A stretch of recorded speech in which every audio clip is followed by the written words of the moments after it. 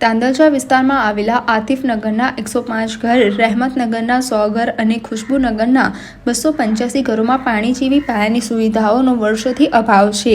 આતિફનગરમાં પાણી લાઇન તેમજ પાણીના કનેક્શન ના હોવા છતાં છેલ્લા 8 વર્ષોનો વ્યાજ સહિતનો પાણી કર આવી રહ્યો છે. રહેમતનગરમાં 2021માં આતંકિક પાણીની લાઇન પાસ થઈ હતી, જેના ચાર્જ પેટે રહીશો દ્વારા 2021માં મ્યુનિસિપલ કોર્પોરેશનને પાણી કનેક્શનમાં 1500 રૂપિયાની ભરપાઈ કર્યા છતાં 4 વર્ષનો સમય થઈ ગયો હોવા છતાં પાણીની લાઇન નાખવામાં નથી આવી, જેથી ઉપરોક્ત તમામ સોસાયટીમાં પાણીની લાઇન નાખવા માટે તેમજ આતિફનગરનો પાણી કર બાદ કરવાની માંગણી સાથે મ્યુનિસિપલ કમિશનરને આવેદનપત્ર આપી સ્થાનિક રહીશો દ્વારા રજૂઆત કરવામાં આવી હતી.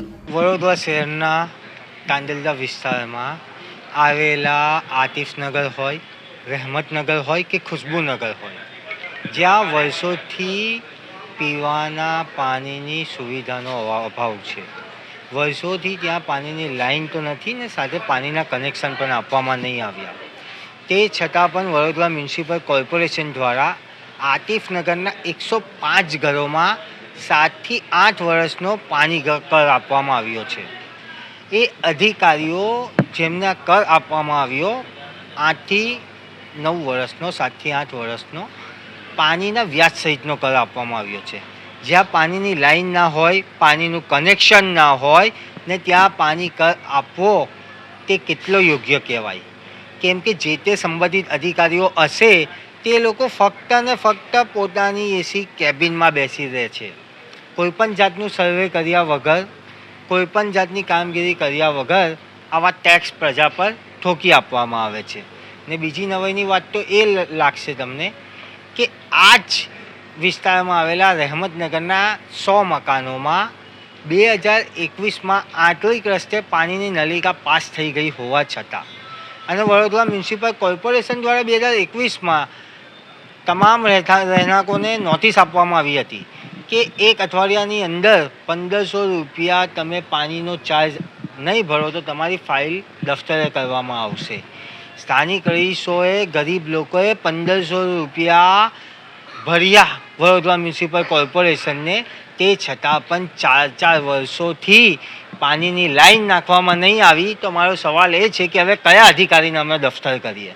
કેમ કે ગરીબ પરિવારોને આ લોકો નોટિસ આપીને એવું કહે કે તમારી ફાઇલ દફતરે કરવામાં આવે, પણ આ અધિકારીઓને દફતરે કરવા જોઈએ. કેમ કે નકામા અધિકારી, કામચોર અધિકારીઓનું આ વડોદરા શહેરમાં કોઈ સ્થાન નથી. પ્રજા ભોગતી રહી છે. આજે વડોદરા મ્યુનિસિપલ કમિશનરશ્રીને આવેદનપત્ર આપવા આવ્યા છે, રજૂઆત કરવામાં આવી છે કે આ તમામ વસવાટોમાં પાણીની લાઈન નાખવામાં આવે. જે પણ ટેક્સ હશે સ્થાનિક નાગરિકો વર્ષોથી ભરી રહ્યા છે અને આગળ પણ ભરવા બંધાયેલા છે.